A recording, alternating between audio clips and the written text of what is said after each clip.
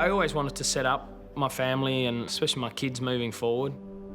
And that's such a fortunate thing that I was able to do that by doing something that I love doing.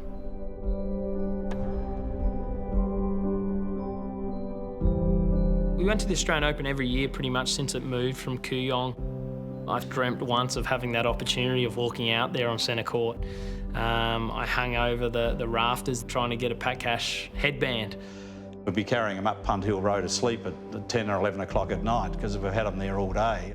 Lleyton always wanted autographs, but he never really wanted to go up and get them, so it usually forced me to go do his dirty work.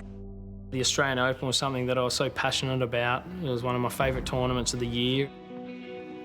I was playing the 2005 Australian Open. It was just an amazing 2 weeks of my life, my best ever result, but I went on to lose an epic 4-set tight match against Marat Safin in the final.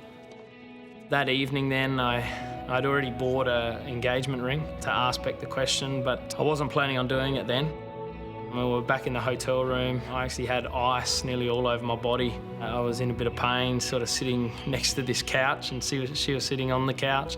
It was really strange because I'm a guy who spends a lot of detail in preparing things to get the right outcome, and this was just an absolute spur-of-the-moment thing. I lost the tennis match, but obviously won in life. You know, the last 11 years have been absolutely fantastic. To think that, you know, playing 20 Australian Opens in a row and holding that record is, you got to pinch yourself.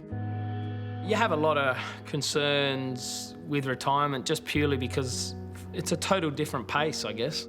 He'll face the same challenges as anyone else, I think. If you move from an environment you've been in for 20 years or more and into a completely different environment, he's going to be the same as anyone else in that respect.